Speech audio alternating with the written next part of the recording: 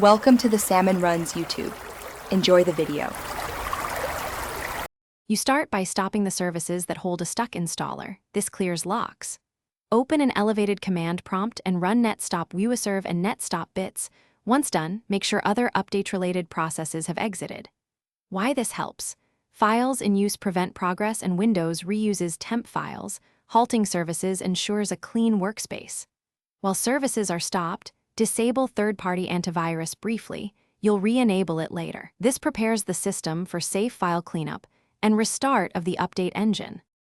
Now remove corrupted caches and repair the update agent. Rename the software distribution /download and catroot 2 folders so Windows rebuilds them. This removes bad partial files that keep progress at 0.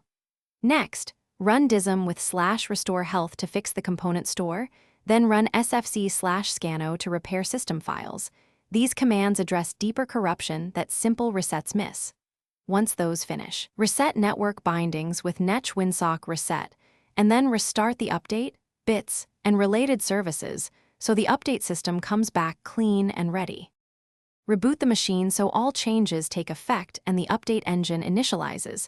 Once you're back, check Windows Update and try the install again. If the progress remains at 0%, run the built-in Windows Update troubleshooter. This automates common fixes and examine the Windows Update.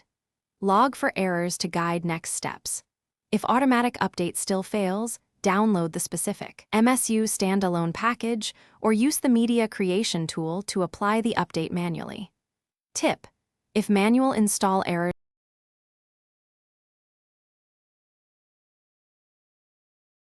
Thanks for watching.